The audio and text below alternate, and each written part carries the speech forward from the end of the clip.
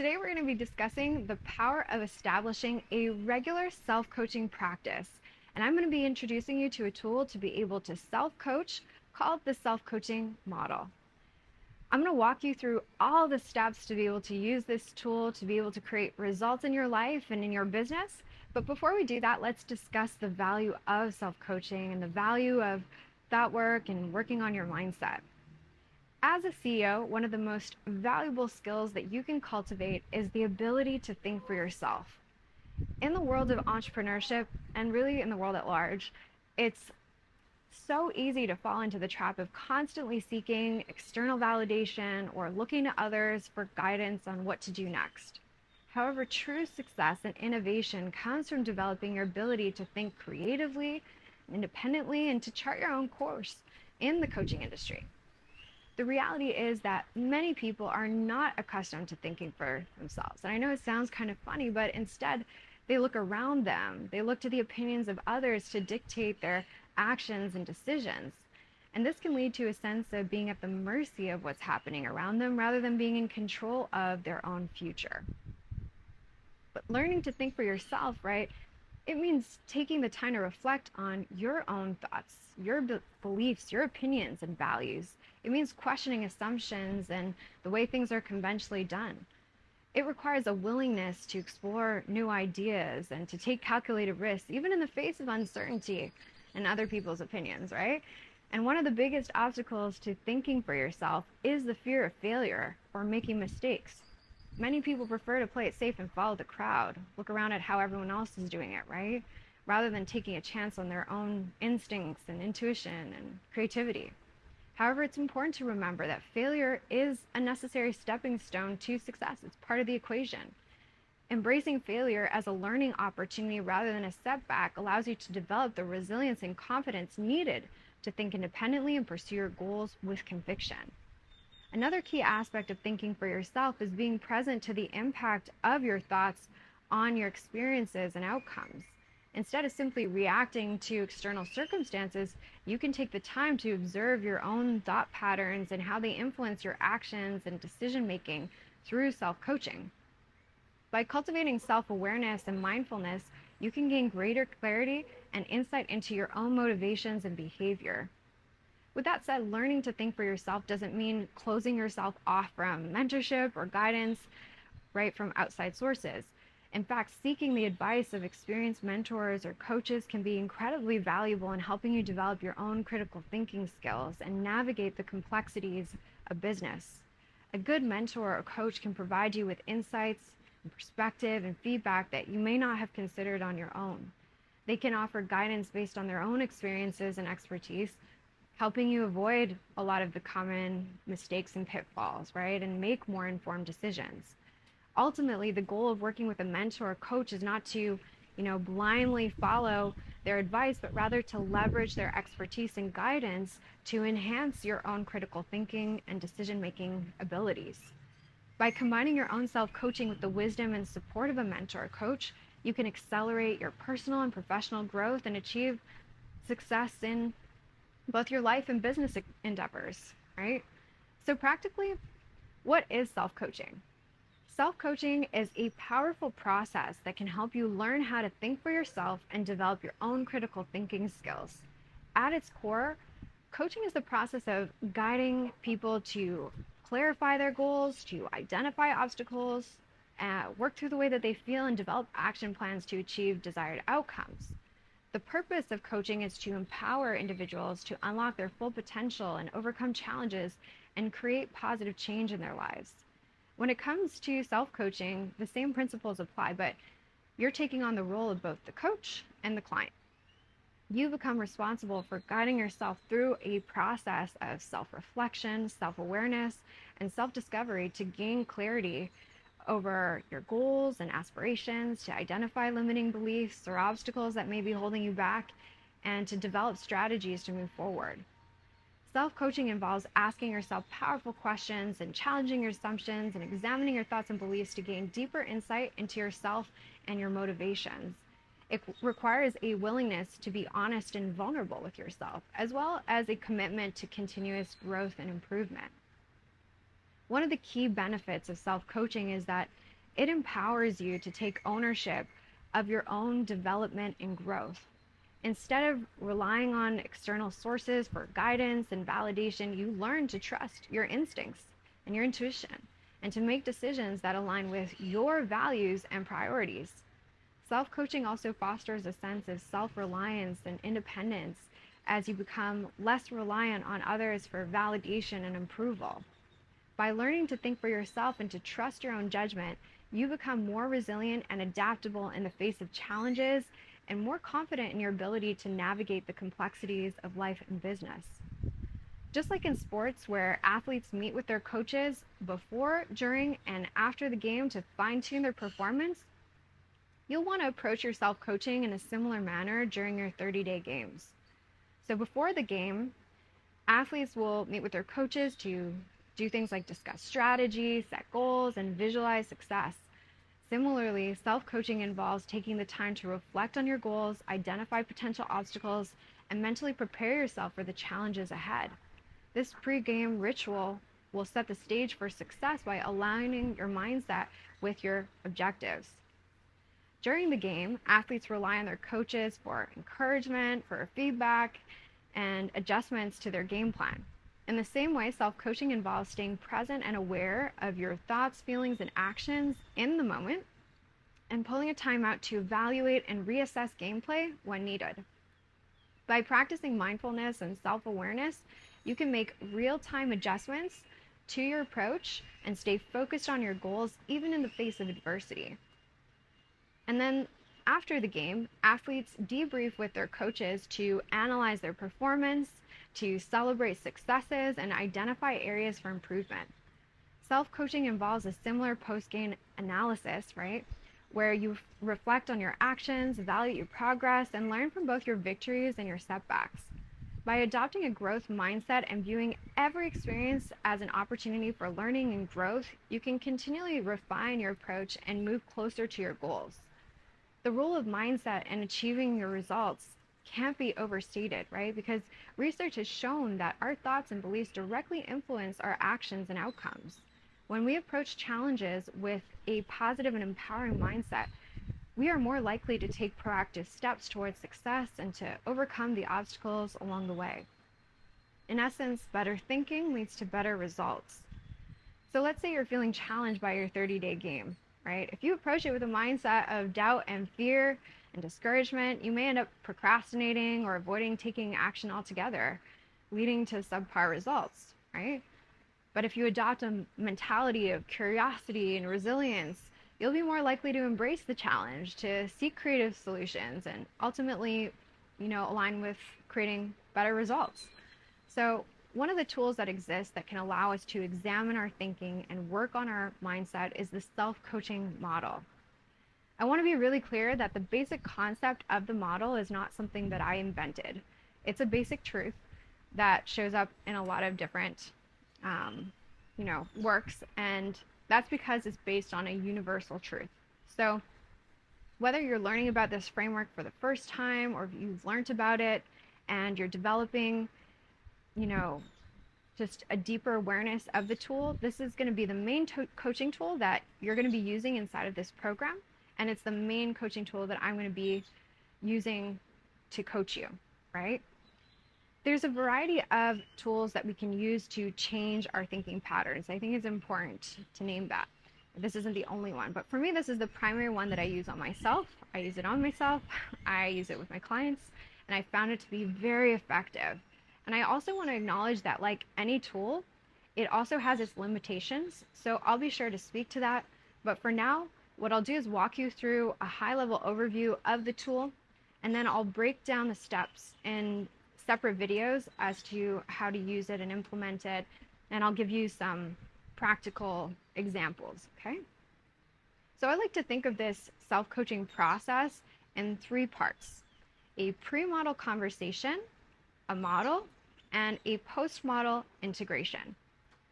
First, you want to open up your coaching session the way that you would open a session with a client. So you want to prompt yourself with some questions like, what would I like to coach on today? Or maybe a question that's more specific about, whatever goal you're working on or whatever is bothering you in the moment. You want to initiate a dialogue between coach you and client you.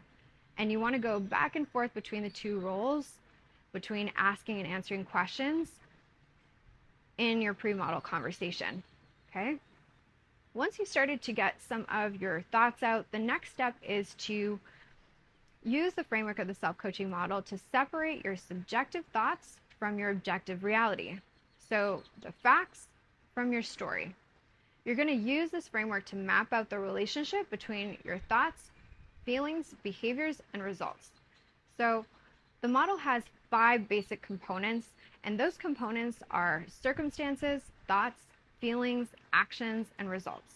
And the basic premise of the model is that your thoughts produce your feelings fuel your actions, and your actions cause your results. So we can use this tool to visually map out the relationship between these different aspects of our lives.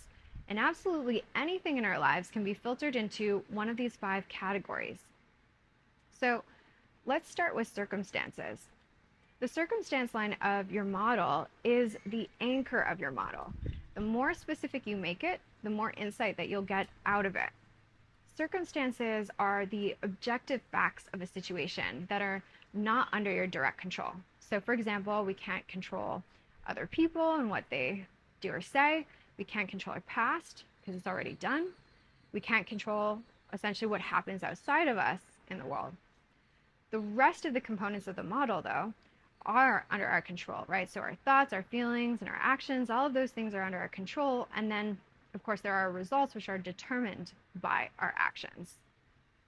Circumstances are totally neutral, meaning they are neither positive nor negative, and they're void of any adjectives or descriptors. Once we start to introduce an element of the subjective, we are now moving to the thought line of the model.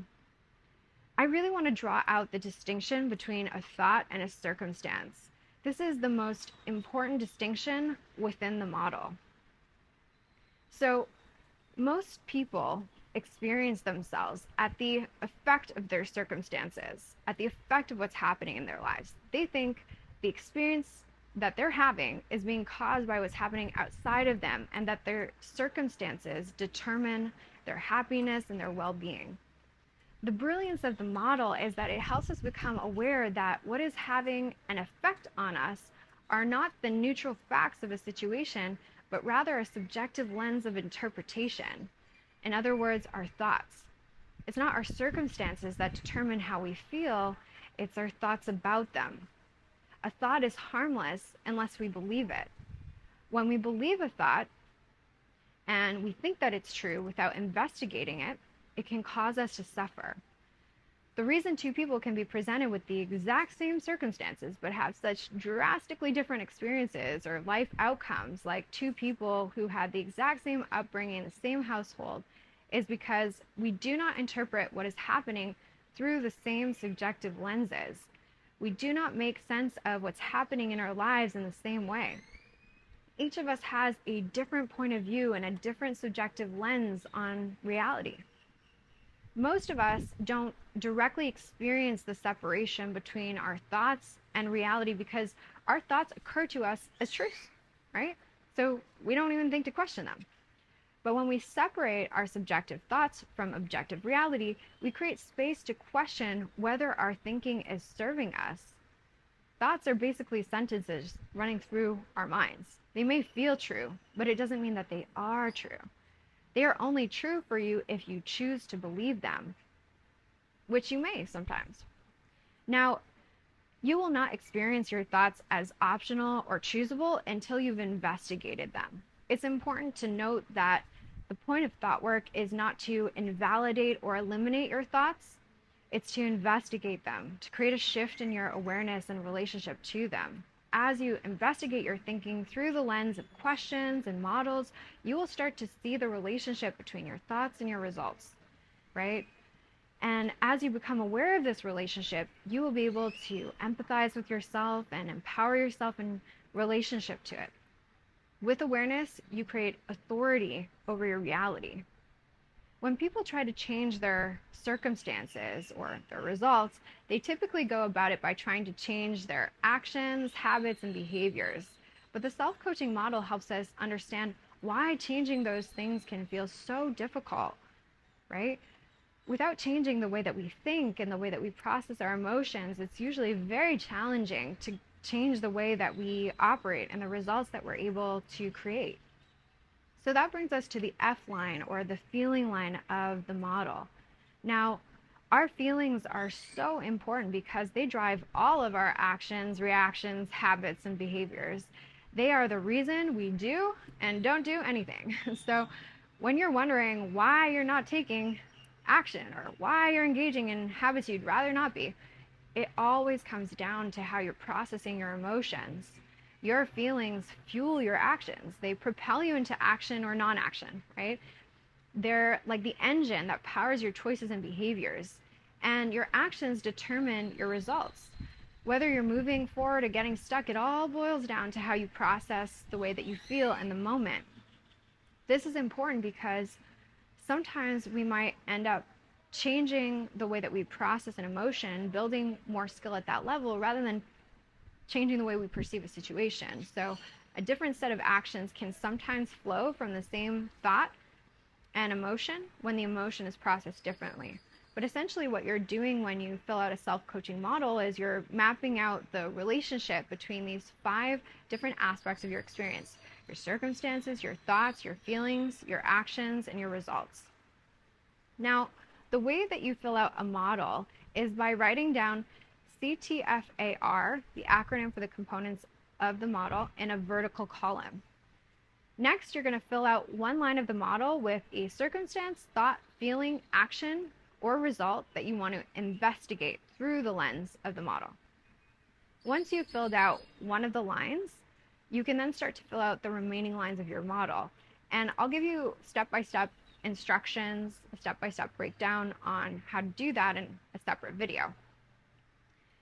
After you've filled out your model, the last step in this self-coaching process is to do a post-model integration. So you want to take some time to process whatever insights or emotion come up when you look at your model, right? It's similar to your pre-model conversation in that you're going to reinitiate a dialogue between coach you and client you.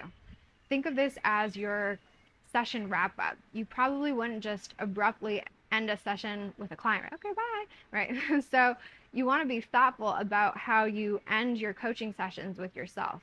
It's like landing a plane, right? You don't want to just drop the plane from the sky, right? So smooth landing. In your post-model integration, you're taking the time to figure out, what is this model helping me learn? What are my key insights from the entire coaching session? What are my actionable next steps that I could lay out from here? You're taking the time to integrate the awareness so that it gives you a fresh sense of agency and authority over your life and business and your next steps. If you try to move on from your models too quickly, you miss how profound the moment of epiphany is when you realize that your thought is creating the way that you feel. That thoughts aren't absolute truths, they're choices. And when you get that, and I do mean really truly get that, you don't have to scramble for a new thought. The new thought kind of comes organically. As Byron Katie says, I don't let go of my thoughts. I meet them with understanding. Then they let go of me. One of the main issues I see with people is that they try to use the model to thought swap, right? To change the way that they're thinking really quickly. They uncover a negative thought or a negative emotion, or at least what they would consider that, or a habit they want to change, a result they don't like, and they want to change it immediately before they truly understand it.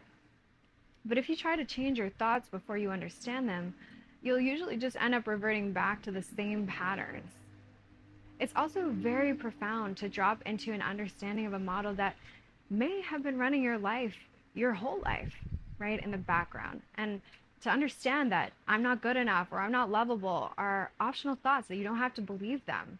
And that, settling into that realization that you don't need to believe every single thought you think, when you can get present to that, can invite so much peace, so much freedom, so much possibility into your life. This self-coaching process will help you understand what's going on in your mind, why you feel the way that you feel, why you act the way that you do, and why you're getting the results that you're getting. Understanding that is so powerful because it unlocks everything, right? Your brain is the most powerful tool that you have. And one of the ways to harness the power of your mind is to use this framework to coach yourself. I want you to have this process for self-coaching so that you always have the resources and the resourcefulness to be able to support yourself to create better life outcomes and better outcomes in your business. And that's what's available to you when you use this tool. So start putting it into play. Get practice using it. Watch the tutorials and the example videos. You are your first and best client always. Use the self-coaching process to get better as a coach and to create results as a client of your own work. If this video helped you out in any way, make sure that you leave a like and click on the screen right now to watch another video just like this one with more tips, strategies, and demos on how to self-coach. I'll see you in the next video.